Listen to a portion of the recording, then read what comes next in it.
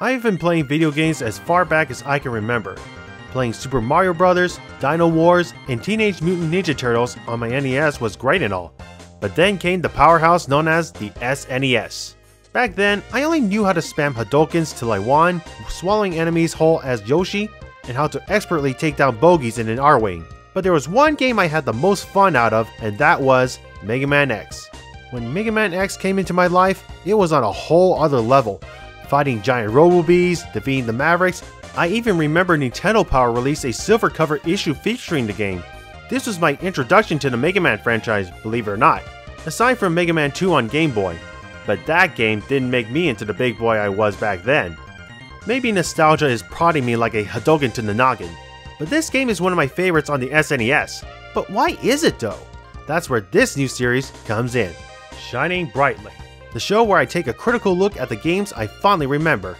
And today, I want to take a hard look at this childhood favorite of mine, even though many YouTubers have done this game to death. But here's the thing, when I originally wrote this script, it was about why the Mega Man X series as a whole was so damn memorable.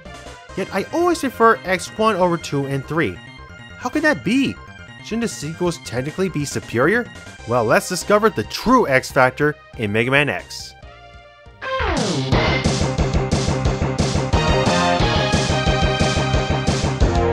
Egoraptor might have been onto something in his Sequelitis video when he talked about the intro stage of Mega Man X, because it is brilliant. But what made this level more remarkable than the other two? Well, the sole purpose of the intro stage is to prepare you for the grand adventure you're about to undertake by showing you how to fight your enemies, traverse the levels, and be wary of your environment. And right off the bat, you're teleported onto a highway to stop the robot attacks with a kick-ass intro theme backing you up every step. So far, you blasted several menacing machinations, crossed falling overpasses, and riding on a car for some style. Yeah! But then you confront Vile. The fight quickly becomes a futile effort as you try to fight with everything you got, but then Vile shoots a paralyzing shot at you and you become absolutely helpless. But as he grabs you, he realizes how feeble X is. But then suddenly, you hear something charging up and then... Vroom! Zero makes his heroic entrance, saving X and forcing Vile to retreat. There, X laments his weakness, but Zero tells X to chin up because he has yet to reach his full potential. And when that time comes, X can be strong, if not stronger than Zero. This whole event and rousing speech not only solidifies how badass Zero is, but it's his inspirational words that encourages you to go the extra mile to become stronger. That there is quite the first impression to make. But what about the sequels? X2's intro stage is mostly a short romp as you fight in an abandoned factory with nothing spectacular happening, not even some mini-bosses. Once you fight the boss, he can be beaten with relative ease. Seriously, I destroyed it in less than 10 seconds! It tries to build mystery and suspense with a cutscene afterwards, showing shadowy figures called the X-Hunters as they're monitoring X's progress. That doesn't change the fact that the level was shorter compared to X1's, with the boss being just a giant rotund robot with spiked ball hands that can easily be dispatched. Because of that, I feel X2 doesn't really grip you in. Not like the first when things look bleak, since there was someone that was there to help you out of a jam like X1 did. Here's just, you'll be alright. X3's intro stage is also short, but it has something that more than made up for its runtime. It happens after you're captured by a traitorous Maverick Hunter and you get promptly hauled away. As you can see, part of the ceiling breaks down, and then Zero jumps in, and then... you are now able to control Zero! This moment alone blew my goddamn mind because now I can play the badass I've always admired so much. This, alongside slicing up baddies into Robo Sushi, is the theme song that I love so much that I use a remix of it as my intro theme. Ladies and gents, this is Catharsis. But this moment is rather short-lived as soon as you rescue X and defeat the traitor and regain control of X. Then suddenly, the boss appears, and it is another giant robot with spiked ball hands that can also be easily demolished. Hooray! That's why I love X1's intro so much. It has tense battles with baddies and mini-bosses, it shows Vile as a force to be reckoned with, an unforgettable introduction of the badass Zero, and that kick-ass intro song to boot. X2's level was short and didn't leave much of an impact, While X3 finally gave us the chance to play Zero, it was mostly just a teaser since you play as X for the remainder of the game. Although I should mention that technically you can play Zero if you call him, but you can't really play the game as him in its entirety, which makes his inclusion as a playable character, well, moot. First impressions always last, and the first made an everlasting one.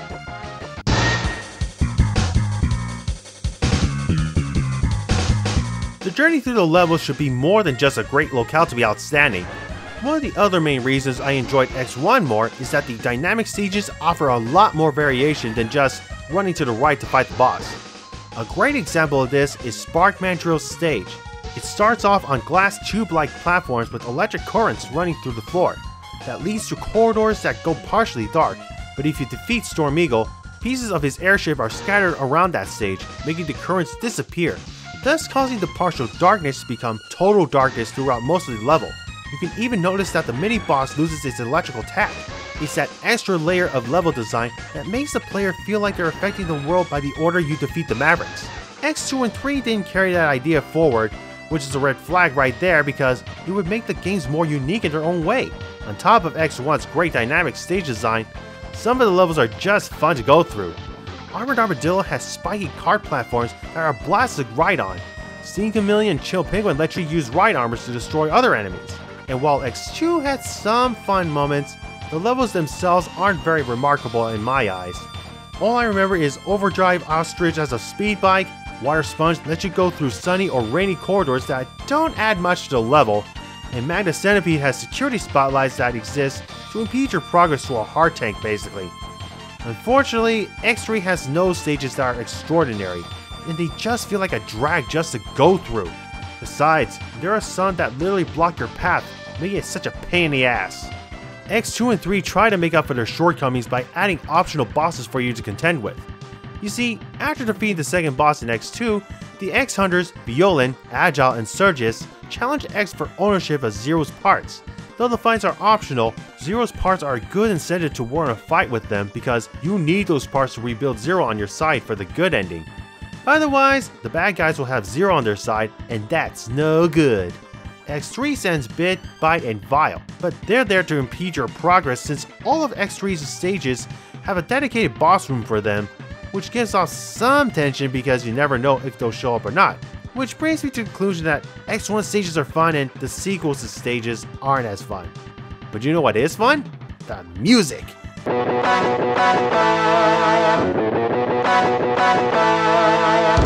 Mega Man X has some of the most iconic game tracks ever. Seriously, how many YouTube covers of Mega Man X have you heard? Family Jewels, Rich Hod, Toxic X Eternity. Even Smooth Groove gave Spark Mandrill the old ba-da-da-ba-da-ba-ba. No really, look up how many covers of Mega Man X there are compared to the sequels. Yeah, not much.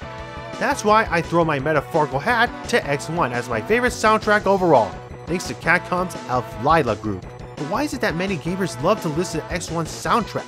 Now, I'm no music theorist or anything like that, but a game's soundtrack can give off a certain vibe if you listen to the whole track list. And I think X1 gives the right vibe. You see, X1's soundtrack feels like a progressive rock album, possibly power metal.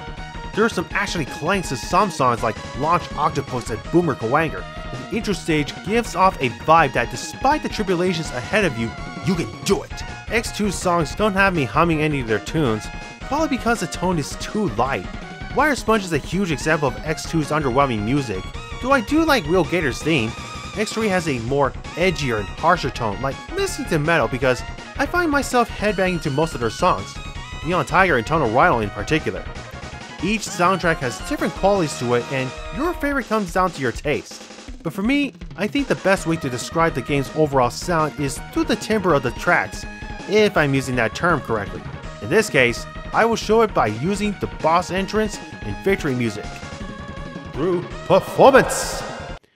This is a simple yet coarse track that tells you they aren't messing around and they are here to destroy.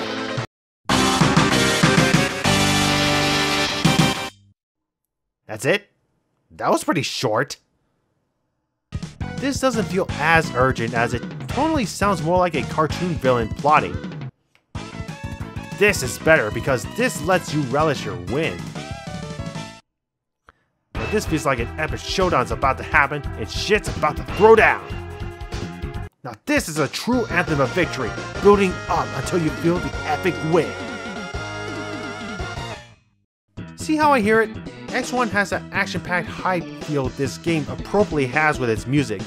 X3 feels a bit heavy and X2 feels too light in tone.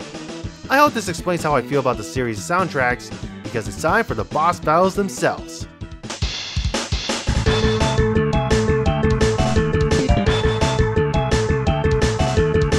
The highlight of the Mega Man games are the robot boss masters, just as their Maverick and Reploid counterparts in the Mega Man X series.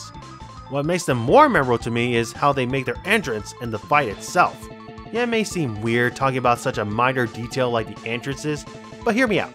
Making an entrance can build up dramatic tension, which makes the transition up to the battles even more exhilarating, especially if the music's execution works. Take for example, when the WWE wrestlers are making their entrance. You know you get hyped when you hear Stone Cold Steve Austin's glass break. The opening riff of Triple H's theme. Time to play the game. And the gongs and thunderstorms that announce the arrival of The Undertaker.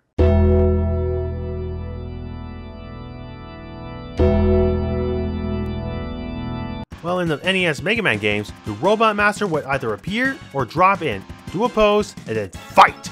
But Mega Man X1 and 2 gave them pro wrestler style entrances, well at least some have them do. My favorite in X1 without a doubt is Sparkman Drills. When the entrance music hits, the room turns dark, but then a string of lights start to blink a few times. And when the lights turn on, he slams down onto the ground and is ready to tussle. How do you not get pumped for a fight with an entrance like that?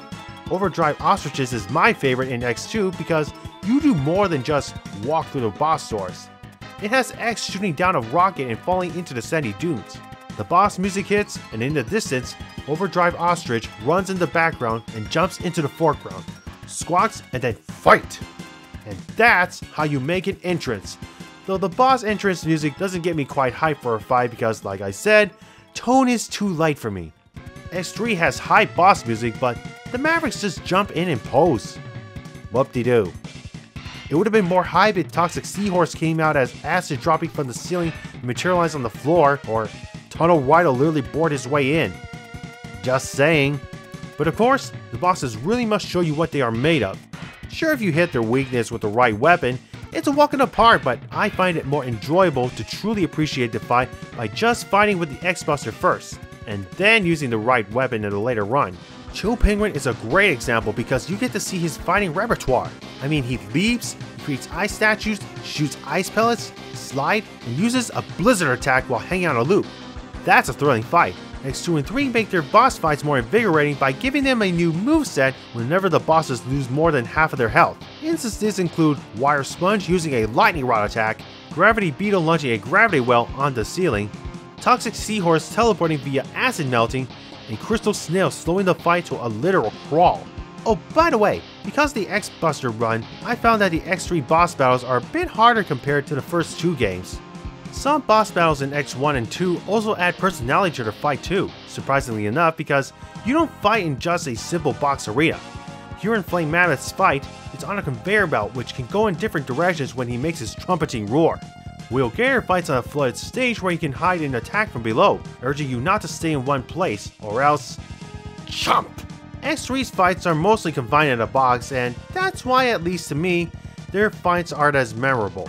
I also forgot to commend Capcom for showing you how effective your attacks are when using the right weapon. Usually it would just show by taking a chunk off a boss's health.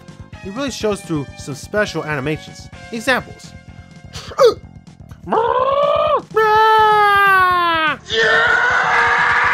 X2, however, has my favorite death animation with Wire Sponge.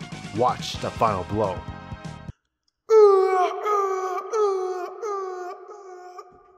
Bifurcation! Devastating death is devastating. But in X3, it's always... Ow! That hurt! And that's it. Beat the boss, get the upgrades, use said upgrades to defeat the next boss, you win and become the boss.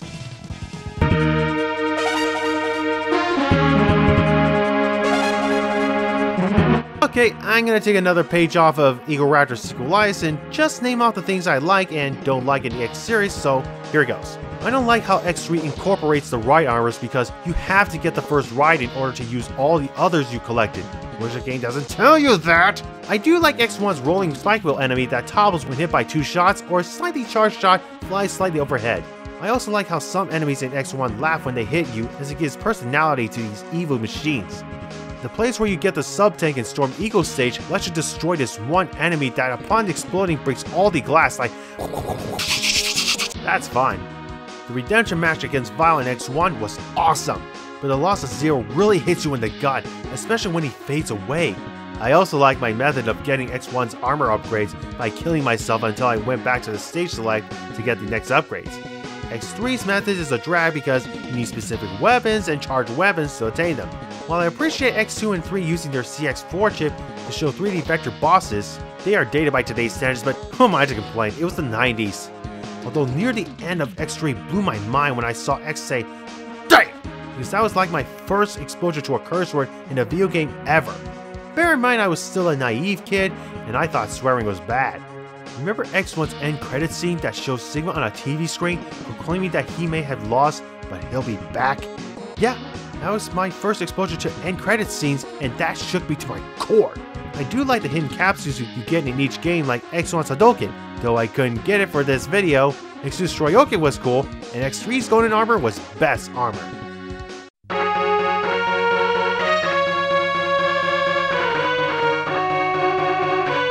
Now please don't get me wrong, I don't hate X2 or X3 at all. I like X3 because of its rocking soundtrack and the armor upgrades are probably my favorite overall. X2 has very exciting boss fights, whether they be Maverick or the X-Hunter, but I don't think highly of the game overall. If I had to rank all 3 games, X1 is first, X3 is second, and X2 is third. That doesn't mean X2 is the worst because worst implies that it's bad, which it is not, okay? I find it to be the weakest of the 3. Regardless, it's just whenever I think of SNES, Mega Man X is the first thing that comes to mind, alongside Super Mario World and Donkey Kong Country. And the series continued onward towards the PlayStation, which I have yet to play those games to their fullest, but we'll see what happens. Whether it's finding all the Mavericks, exploring the levels from Intro to Sigma, or finding the collectibles, this game is as iconic as the OG Blue Bomber himself.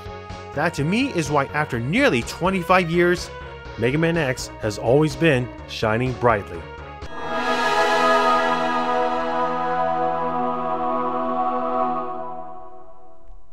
Hey guys, thanks for watching. I want to give a huge shout out to my good boy Peridactyl for revising my script. If you want some hype vids, check out his channel out. I also like to thank the Vectronic for helping too. Check him out as well. But if you enjoyed this video and want to see more analytical videos like this, hit that like button and be sure to subscribe. And don't forget to ring that bell. Until then, I'm Moonspirit saying good night.